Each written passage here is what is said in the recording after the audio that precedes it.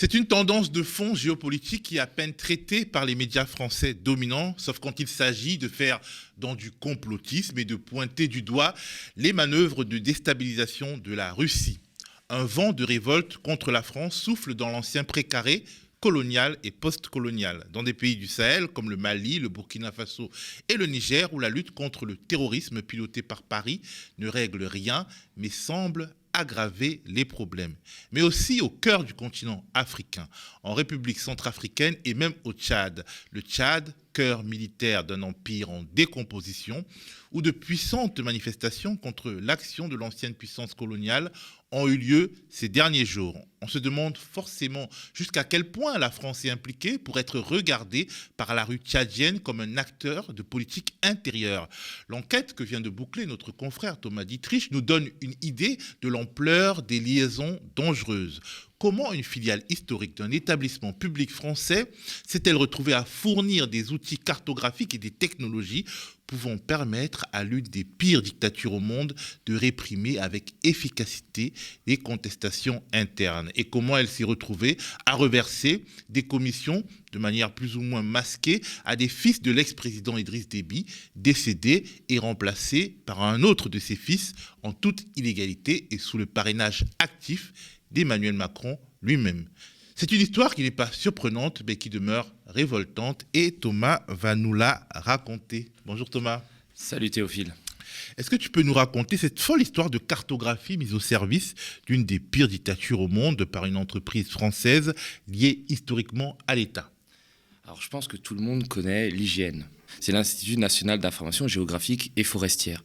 Donc ça fabrique normalement des cartes routières, des cartes de randonnée. Ça fait les dimanches après-midi de millions de randonneurs à travers la France. Mais ce qu'on sait moins, c'est que cette IGN-là a eu pendant très longtemps une filiale à l'international, une filiale à l'export qui s'appelle IGN FI. Donc c'est une petite PME d'une quarantaine, cinquantaine de salariés et qui exporte des techniques de cartographie à travers le monde. Donc par exemple, ils ont fait des projets comme délimiter de manière plus précise la frontière entre le Qatar et l'Arabie Saoudite, mettre en place un système foncier d'information foncière en Ouganda, parce que souvent dans les pays en voie de développement, il y a des problèmes de répartition de cadastres, ce qui occasionne des conflits de voisinage. Et cette structure-là, donc IGNFI, donc filiale d'un établissement public français qui est placé sous la tutelle du ministère de l'Environnement, qui est aujourd'hui privatisé, qui a été cédé à une entreprise française, Géophite, basée à Nantes, mais qui reste quand même, garde quand même dans IGNFI une part minoritaire. Donc IGNFI reste associé à l'État français. Et IGNFI a eu un contrat en 2014 avec l'État tchadien pour cartographier N'Djamena, la capitale, et ses environs sur 900 km². Alors, vu comme ça, de manière lointaine, c'est pas mal. C'est pas mal. Il n'y a pas de problème. Ça permet d'avoir une cartographie très très précise à l'échelle d'un millième. Donc ça veut dire que ça permet de voir à l'intérieur des cours de maison, d'avoir une vue très précise, d'avoir aussi un modèle numérique de terrain avec une cartographie en relief. Et ça permet par exemple d'améliorer l'assainissement, d'améliorer la répartition foncière, de faire une cartographie sanitaire pour installer des postes de santé ou des hôpitaux. Donc tout ça va très bien. Effectivement, il y a eu un contrat qui a été signé en ce sens. C'est présenté officiellement comme ça, comme étant des applications uniquement civiles, avec l'État tchadien qui a payé 8,3 millions d'euros, ce qui est quand même une grosse somme pour un pays aussi pauvre que le Tchad, qui fait partie des 3 pays les plus pauvres du monde. Donc l'État tchadien a payé cette somme à IGN FI. Mais ce que moi j'ai découvert, à travers des centaines de mails qu'on m'a transmis internes à IGN, à travers des documents internes, c'est qu'en fait, IGN-FI n'a pas vendu ce projet aux autorités tchadiennes comme étant un projet uniquement civil. Parce qu'évidemment, à l'époque, c'était Idriss Déby père. Aujourd'hui, c'est son fils qui est au pouvoir. On va dire que Idriss Déby n'est pas très intéressé par le développement de son pays. Tout au long de ses près de 32 ans de règne, il n'a jamais développé son pays, malgré l'immense manne pétrolière dont il a pu bénéficier et le soutien des bailleurs internationaux. Donc, dans les documents que je révèle, on peut voir que IGN-FI a vendu son projet, non pas comme étant un projet civil, mais comme un projet sécuritaire. Ça veut dire ça allait, en gros, ils envoyaient des notes à la présidence tchadienne en disant ça va vous aider à mettre des snipers sur les toits, à réprimer les débordements. C'est dit comme ça ? C'est dit comme ça. À réprimer les débordements pendant les manifestations, à faciliter l'intervention des forces de l'ordre sur un îlot grâce à une vision très précise de N'Djamena, de la capitale, et ce qui peut servir éventuellement soit en cas d'attaque rebelle pour contrer une offensive militaire, soit pour réprimer des manifestations. Donc IGNFI a vendu ça en disant c'est pas Google Street Map, c'est Google Street Map les manifestations. Et effectivement, Idriss Déby a été conquis, puisque évidemment c'était un dictateur paranoïaque qui craignait constamment d'être renversé soit par la rue, soit par des rebelles. Il faut dire qu'il y a eu plusieurs rébellions qui avaient essayé d'avoir sa peau. Et il avait été aidé par la France à plusieurs reprises. En 2006 et en 2008, des colonnes rebelles étaient arrivées aux portes de N'Djamena, étaient même entrées dans la capitale tchadienne. Et il avait fallu l'aide de l'armée française, qui est présente au Tchad depuis l'indépendance, qui a plusieurs milliers d'hommes dans la capitale tchadienne, pour repousser les rebelles. Donc évidemment, le projet d'IGNFI, en 2014, tombait à pic pour Idriss Déby, qui s'est laissé séduire et qui a signé le contrat. Alors, est-ce que tu penses que les cartes d'IGN-FI ont effectivement pu être mises au service de la répression des manifestations récentes, non seulement en N'Djamena, bon, elles ont eu lieu en N'Djamena, mais aussi ailleurs. Est-ce que c'est possible, techniquement ? Oui, c'est tout à fait possible, parce que le projet a été vendu comme ça, officieusement. Pas du tout officiellement, c'est-à-dire officiellement, on a continué à faire croire que c'était un projet avec des applications uniquement civiles. Mais officieusement, dans tous les mails, les documents que j'ai pu consulter, et même les demandes d'audience de la part d'IGNFI au président Déby, on parle du volet sécuritaire, qui est un volet très important, et on parle même de le gouvernement français donc via IGN, va aider à rendre sa souveraineté au Tchad sur ces aspects. Donc c'est quand même, on donne les moyens à l'État tchadien d'aller réprimer les manifestations. Et surtout, on le cache. Parce qu'en fait, dans des grandes villes qui ont un peu grandi de manière anarchique, les manifestations naissent dans les petites rues, dans plusieurs petites rues à la fois, et finalement, elles se déploient dans les grandes artères, et une bonne connaissance de la moindre petite rue peut aider à la géolocalisation, au déploiement en tout cas des forces de répression, c'est ça ?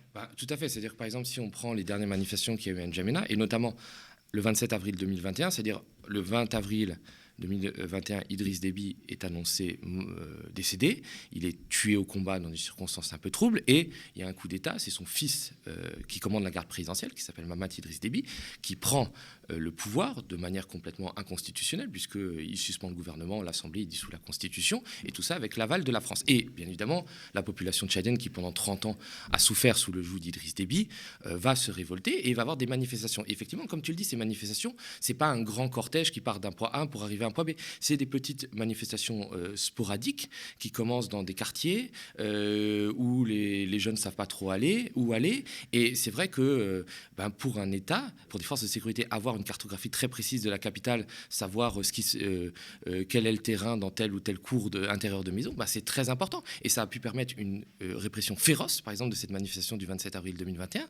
Il y a eu au moins 15 morts. On n'arrive pas à déterminer le bilan. Pourquoi ? Non pas parce qu'on ne sait pas le nombre de morts, mais parce qu'il y a certaines familles qui n'ont pas osé déclarer que leur enfant avait été tué lors des manifestations de peur de représailles. Donc, et d'ailleurs, les organisations de défense des droits de l'homme avaient condamné la répression de cette manifestation en particulier et d'autres qui vont suivre. Et il y avait eu un signalement à la Cour pénale internationale. Donc, moi, on a contacté IGNFI pour leur demander, mais pourquoi vous avez vendu ça comme un projet sécuritaire, en sachant que l'État tchadien va s'en servir à cœur joie pour réprimer des manifestations. Ils ont répondu, ils ont nié au départ, et puis mis devant les faits, mis devant les échanges internes, ils ont fini par dire, mais vous savez, on n'est pas sûr, on n'est pas sûr qu'ils aient ces données en main, alors que quand même ces données ont été transmises.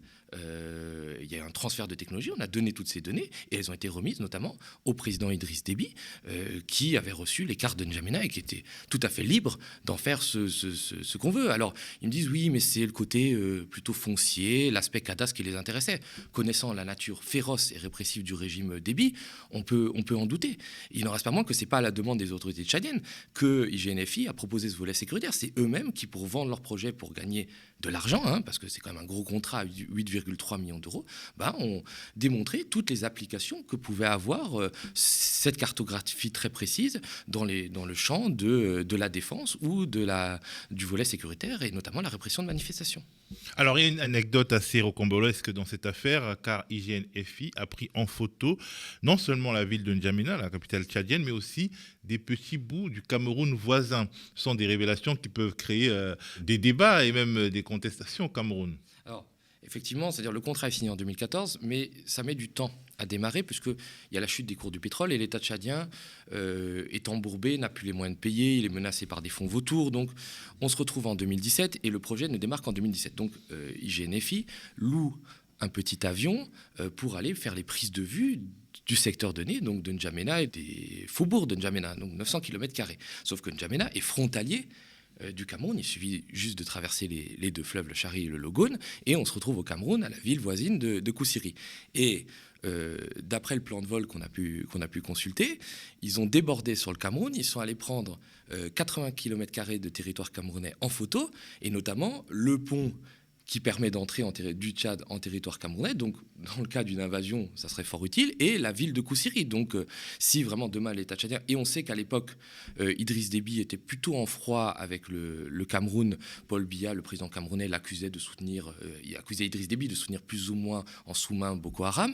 Ça aurait pu être très utile dans le cas d'une invasion du Cameroun, d'une intervention des forces tchadiennes au Cameroun. Hein. Comme disait le géographe Yves Lacoste, la cartographie, ça sert d'abord à faire la guerre, et la géographie, ça sert d'abord à faire la guerre. Plus, et tout ça a été fait sans aval des autorités camerounaises. Et en fait, ces 80 km² là, selon un témoin, auraient été prises en photo par IGNFI pour les remettre à Idriss Déby et plaire à Idriss Déby, lui montrer, mais regardez, notre projet, il marche bien, on peut même vous donner des informations sur les pays voisins. En plus, tout cela dans un contexte où Idriss Déby était un président expansionniste qui a envahi via des rebelles interposés la Centrafrique voisine, tout aussi voisine que le Cameroun. Donc, c'est pas non plus un pays qui se contente de gérer sa propre sécurité. Il peut être agressif, ce pays, en tout cas sous la direction de Idriss Déby Père. Tout à fait. C'est-à-dire qu'à la mort de Mouammar Kadhafi en 2011, Idriss Déby s'est pris un peu pour le nouveau Kadhafi. Il s'est dit, moi, je vais devenir le nouveau gendarme de l'Afrique, je vais faire la police. Et c'est vrai qu'il a eu des visées expansionnistes sur les pays voisins, notamment la Centrafrique, où par des rebelles de la Séléka qui étaient armés et financés par l'État tchadien, il a pu renverser le président François Bozizé, le président centrafricain, et installer des hommes de paille au pouvoir. Sauf que ça a créé un conflit interreligieux entre chrétiens et musulmans avec des massacres à la clé, alors que dans ce pays qui était la Centrafrique, où il y a 85% de chrétiens et 15% de musulmans, il y a toujours eu une bonne entente. Donc effectivement, tout ça, c'était pas de la fiction. Et IGNFI a peut-être donné modestement les armes à Idriss Déby pour satisfaire sa soif expansionniste. Et on peut se demander, est-ce que ces cartes, ça c'est une question que je n'ai pas réussi à éclaircir, mais est-ce que ces cartes ont été remises uniquement à l'État tchadien? Est-ce que ça n'a pas servi, par exemple, on sait que IGNFI reste quand même partenaire de l'IGN, donc de l'État français. Est-ce que ça n'a pas pu servir d'une manière dissimulée à l'État français? Alors, est-ce que finalement IGNFI ne s'est pas rendu complice de crimes, puisque dans le fond, ces cartes peuvent avoir un potentiel militaire? Moi, je pense que oui. Au départ, on m'a dit qu'il n'y avait aucune implication sécuritaire. Après, IGNFI, confronté aux preuves, a dit oui, on a envisagé ce volet, mais ça n'a pas été pris en compte par les autorités tchadiennes, ce que j'ai du mal à croire. Et de toute façon, on avait envisagé ce volet que dans le cadre d'une lutte contre le terrorisme. Alors, les premières fiches écrites par IGNFI pour obtenir la signature du contrat sont en 2013. Il y a certes quelques petites incursions de Boko Haram, mais le risque terroriste ne devient pas tant au Tchad qu'en 2015 avec les attentats à N'Djamena, et notamment l'attentat au grand marché de N'Djamena. Donc ça n'a aucune justification. On ne peut pas, je pense qu'IGNFI ne pouvait pas ignorer en 2013, puisqu'il connaissait très bien la nature répressive et dictatoriale du régime Déby, que ces cartes allaient pouvoir servir à des actions sécuritaires, à noyer dans le sang des manifestations ou un soulèvement populaire. C'est au mieux de la naïveté, au pire de la complaisance, et tout ça pour engranger des bénéfices. Avec, on peut s'en douter quand même, la complicité de l'État français qui, quand même, au moins en fermant les yeux, a favorisé ce projet. De plus, ce projet de cartographie a été mené de concert avec plusieurs des fils d'Idriss Déby, qui étaient actionnaires d'une société partenaire de IGNFI, l'entreprise française qui porte le projet. Est-ce qu'on peut parler de corruption? Alors oui, IGNFI a pour partenaire dans le projet de cartographie N'Djamena un cabinet d'études tchadien qui s'appelle le BEC, qui normalement doit juste s'occuper des aspects administratifs et logistiques du projet. Donc il n'y a pas tellement d'implications techniques, ils doivent juste acheter du matériel, etc. Et on se rend compte que le BEC, dans les documents que j'ai pu consulter, récupère quand même 37,5% des parts du projet, donc des futurs bénéfices. C'est quand même énorme pour une société qui doit juste faire de l'organisation, entre guillemets. Et quand on étudie plus précisément les actionnaires, parce que ça n'a jamais été révélé public, on se rend compte qu'à des moments différents, il y a 3 fils d'Idriss Déby, donc Hissène, Séid et Daoussa. Il y a même un neveu d'Idriss Déby, donc c'est plus une société, c'est carrément une réunion de famille. C'est peut-être la raison pour laquelle le BEC, cette société partenaire, a récupéré autant de parts, parce qu'on se demande ce qu'ils font, en fait. On se demande ce qu'ils font, et à tel point qu'il n'y a pas seulement les journalistes qui se demandent ce que le BEC fait, il y a à un moment IGN, la maison mère. IGNFI qui leur dit dans des mails, à un moment, ça serait quand même bien que vous facturiez des prestations, parce que là, on est en train de se rendre compte que c'est une coquille vide.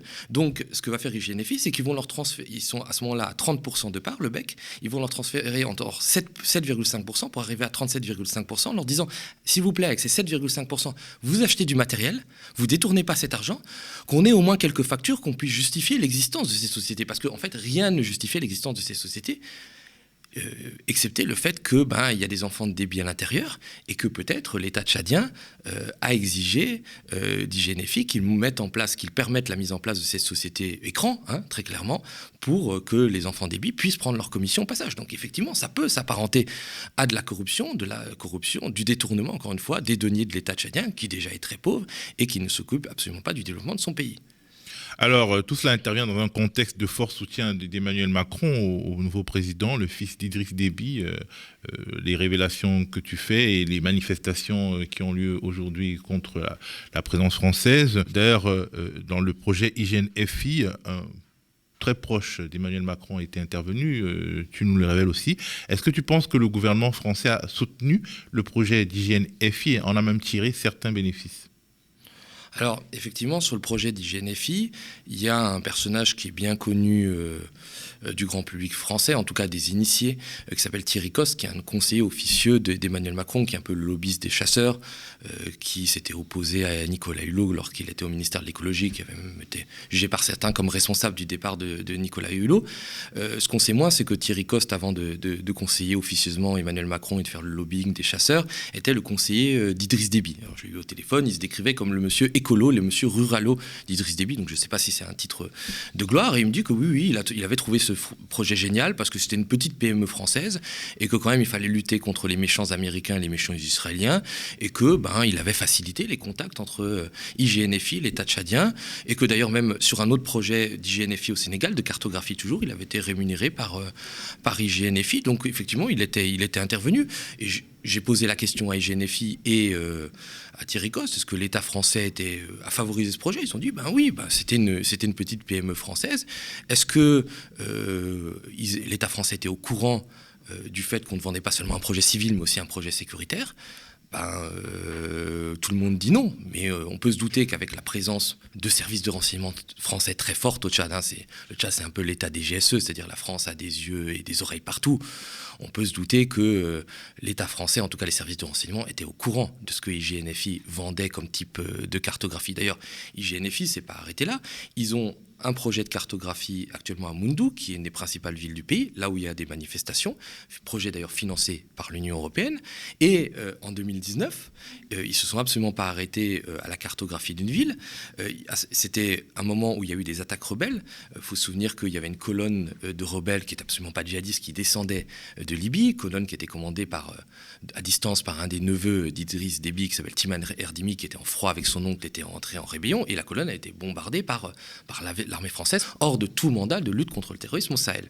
Et à ce moment-là, Idriss Déby, évidemment, tremble pour son pouvoir, et JNFI, qui ne perd pas une minute, va proposer... Et qui ne perd pas le Nord non plus. Et qui ne perd pas le Nord non plus, va proposer un projet de soutien aux forces armées tchadiennes, avec notamment la cartographie militaire, pour les aider sur les théâtres des opérations, avec des prises de vue de drones en temps réel, pour voir les mouvements des troupes tchadiennes, mais aussi les mouvements des rebelles. Quand on appelait JNFI, ils ont nié tout d'abord, et après, encore une fois mis devant l'évidence, ils ont fini par dire que, oui, on a proposé ça, mais on n'a pas eu le contrat.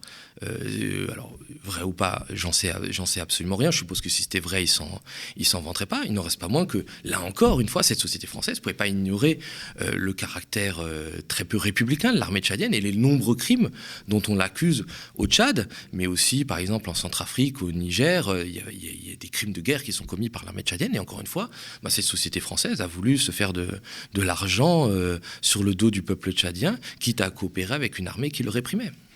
Aujourd'hui, le Tchad semble sombrer dans la violence. C'est pas anecdotique. Une bonne partie de la jeunesse est en révolte non seulement contre le fils putschiste du président défunt, mais aussi contre la France et la présence française, alors que déjà dans plusieurs pays comme le Burkina, le Mali, le Niger, l'armée française peut à peine se déplacer tellement elle est vomie par la jeunesse. La France continue tout de même de soutenir vaille que vaille les putschistes tchadiens, y compris financièrement.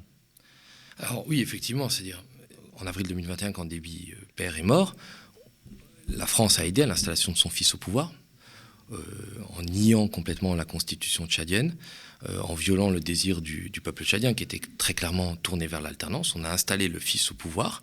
Tout d'un coup, c'est plus un putschiste. Alors qu'au Mali, la France a tendance à vomir les putschistes juste parce qu'ils se sont alliés avec la Russie, juste parce qu'ils ne se montrent pas dociles envers l'ancienne puissance coloniale. Et la France soutient vraiment vaille que vaille le régime tchadien, notamment financièrement. C'est-à-dire, là, contrairement au Mali, il n'y a pas du tout de sanctions financières. On a même le Fonds monétaire international qui vient d'accorder un financement de 570 millions d'euros. La France a Il faut savoir qu'en fait, la France est un peu, disons, la marraine des pays de son ancien précaré au Fonds monétaire international ou bien au Conseil de sécurité de l'ONU. Et du coup, si vous êtes fâché avec Paris et que vous lui apparteniez par le passé, en fait, vous n'avez pas les lignes de crédit du FMI. Et en revanche, si vous n'êtes pas fâché avec Paris et qu'il y a quand même des gros problèmes de gouvernance, entre guillemets, et en fait, vous continuez d'être soutenu par le FMI, et c'est le cas pour le gouvernement tchadien. C'est ça, pour le gouvernement tchadien. La France a suspendu le service de la dette avec l'État tchadien. Enfin, vraiment, on donne toutes les facilités du monde à ce régime. On le soutient bec et ongle. Là, normalement, il y aurait dû avoir 18 mois seulement de transition. On sait déjà que cette transition va être prolongée, parce que finalement, le Tchad, c'est le porte-avions de la France-Afrique, c'est le navire amiral de la France-Afrique, c'est là où la France a le plus d'hommes, et après avoir été expulsé du Mali, se replie vraiment sur N'Djamena, bien qu'il n'y ait pas marginalement, mais qui est pas de présence terroriste au Tchad. Alors effectivement, il y a une présence un peu de Boko Haram, mais qui reste très marginale, qui ne menace pas la capitale. Et Emmanuel Macron était même aux obsèques d'Idriss Déby pour enterrer le père et adouber son fils qui venait de prendre le pouvoir. Et ça, quelques jours avant que l'armée tchadienne et les forces de l'ordre tchadiennes répriment très violemment des manifestations faisant plusieurs dizaines de morts, peut-être avec l'aide des cartes de sang de l'IGNFI. Donc évidemment, la rue tchadienne accuse la France de tenir les putschistes tchadiens, de faire en sorte que ce régime tienne alors qu'il est vomi par la population. Il y a tout un sketch qui est fait autour d'un semblant de dialogue national, de réconciliation nationale. Alors on achète certains opposants, on dialogue avec d'autres qui sont au Qatar, mais tout ça n'enlève rien à l'immense violence du régime, à l'immense souffrance de la population. Faut voir. Parlant justement de ce semblant de dialogue au Qatar, il y a des personnes qui s'y trouvent, ou en tout cas qui y participent, notamment un ancien ambassadeur français qui est manifestement, selon toute évidence, possiblement complice d'un crime politique, c'est-à-dire l'assassinat d'un opposant tchadien en 2008. Et il y a également un opposant tchadien qui était en prison et qui était sorti de prison pour aller participer à ce dialogue que Paris semble beaucoup, en tout cas suivre de très près et vouloir influencer. Alors, effectivement, c'est-à-dire qu'il y a un dialogue qui a été mis en place au Qatar entre le gouvernement tchadien et des mouvements rebelles tchadiens. Alors, il y a effectivement des vrais mouvements rebelles, et notamment le FACT, qui a mené l'attaque contre N'Djamena en 2021, qui a été arrêté à 300 km de la capitale, mais cette attaque a donné lieu à la mort d'Idriss Déby, mais d'autres mouvements rebelles qui sont des mouvements complètement fantoches. Donc on a créé une sorte de dialogue pour dire, regardez, on est en train de dialoguer, de faire la paix, vous voyez, c'est génial. Donc le fils Déby, vous voyez, il n'est pas comme son père, on va pouvoir prolonger la transition. Alors qu'en fait, c'est une parodie de dialogue. C'est une parodie, et on en veut pour preuve le fait que Jean-Yves Le Drian a envoyé comme envoyé spécial l'ancien ambassadeur de France à N'Djamena, qui s'appelle Bruno Fouché, qui effectivement effectivement, en 2008, a été mêlé de manière très trouble à l'assassinat d'un opposant qui s'appelait Ibn Omar Mohamed Saleh. Donc, et cet opposant-là était vraiment le grand opposant tchadien. C'était un professeur de mathématiques à l'université d'Orléans, et sa mort avait causé beaucoup d'émoi à travers le peuple tchadien. Donc, envoyer ce Bruno Fouché-là, dont le rôle n'a jamais été éclairci par la justice, il y a une procédure en cours en France pour l'assassinat de cet opposant, relève de l'affront, et ça montre bien à quel point la France, finalement, veut s'ingérer dans les affaires tchadiennes et méprise les désirs du peuple tchadien. On se souvient que après la mort d'Idriss Déby, l'ambassadeur de France au Tchad, M. Kochri, convoquait les responsables de la société civile pour leur demander d'arrêter de manifester, ce qui est quand même une ingérence flagrante dans les affaires intérieures tchadiennes. Donc la France continue à fonctionner comme si on était au bon vieux temps des colonies, à soutenir le fils Déby. Alors il faudra qu'un jour qu'on éclaircisse le fait que peut-être que ce soutien vient non seulement du fait que la France soit l'allié incontournable du Tchad dans la lutte contre le terrorisme. C'est vrai que l'armée tchadienne est très courageuse, se bat avec beaucoup de vaillance contre les djihadistes au Mali, mais il n'en reste pas moins que ces liens presque incestueux entre le clan Déby et l'Élysée ne s'expliquent peut-être pas que par des considérations militaires ou de réel politique. Il y a peut-être aussi des questions de financement de vie politique française. On sait que pendant la campagne présidentielle de 2017, Alexandre Benalla s'est rendu à de très nombreuses reprises au Tchad. Alors je suppose que c'était pas pour faire du tourisme, mais aller voir les girafes au parc de Zakouma. Ou bien pour faire de la chasse avec Thierry Coste. Oui, ou peut-être pour faire de la chasse avec Thierry Coste. En tout cas, il faudra éclaircir ces mystérieux voyages d'Alexandre Benalla et voir s'ils n'ont pas servi à un quelconque financement occulte de la campagne d'Emmanuel Macron, ce qui expliquerait peut-être le soutien qu'apporte Paris au régime tchadien et l'empressement avec lequel Emmanuel Macron a adoubé le fils Déby, qui est, entre nous soit dit, pas une lumière. Alors, des manifestations contre la présence française sont tenues ces derniers jours au Tchad, on l'a dit. Bien évidemment, la presse française mainstream, soit elle se tait, soit elle accuse les Russes d'être derrière ces manifestations. Qu'en est-il réellement ? En fait, ceux qui racontent que les Russes manipuleraient les manifestants tchadiens qui manifestent contre l'ingérence française se trompent complètement. Je pense qu'ils n'ont jamais été au Tchad. Le Tchad est quand même, c'est un pays très... les gens sont très patriotes, voire très nationalistes. Il faut se souvenir que dans les années 80, les Tchadiens avaient lutté avec beaucoup de vaillance contre la Libye qui les envahissait, qui tentait de s'accaparer une partie de leur territoire. Alors effectivement, on voit 2 drapeaux russes dans les manifestations, mais ça n'enlève rien au fond du problème. C'est de la provocation, en fait. C'est de la provocation. Je pense que les Tchadiens, au même titre qu'ils ne souhaitent pas d'ingérence française, ne souhaitent pas d'ingérence russe ou chinoise ou papou, ou que sais-je encore.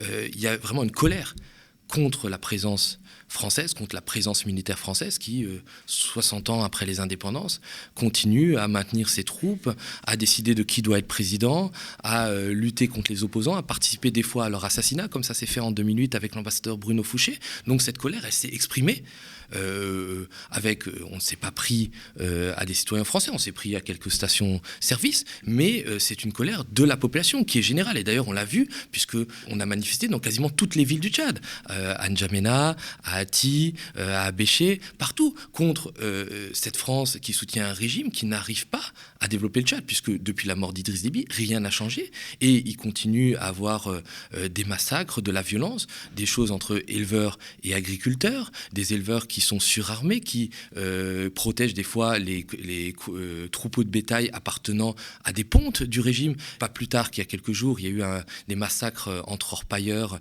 au nord. Il y a eu plus de 150 personnes qui ont été tuées, des orpailleurs. Tout ça sous le regard de l'armée tchadienne qui était censée sécuriser ces sites d'orpaillage. Donc on se demande s'il n'y a pas des manipulations pour dégager ces sites d'orpaillage et laisser la place à des grosses sociétés pour aller exploiter l'or du Tibesti, l'or du nord du Tchad, et évidemment rapporter encore plus de bénéfices à la famille Déby. On se souvient que Alexandre Benalla, après avoir été renvoyé de l'Élysée, s'était rendu au Tchad avec passeport diplomatique en main pour négocier des contrats dans l'or pour le compte d'une société turco-qatari. Donc véritablement, cette colère-là, elle s'exprime par le fait que les gens se sentent dépossédés de leur souveraineté et luttent contre un régime qu'ils considèrent comme étant une sorte de pantin tenu par la France. Alors oui, les médias français ont expliqué ça en disant, ils ont ressorti le croque-mitaine en disant, bah voilà, tout ça c'est la faute des Russes. Alors que non, c'est infantiliser le peuple tchadien qui veut juste prendre en main sa souveraineté.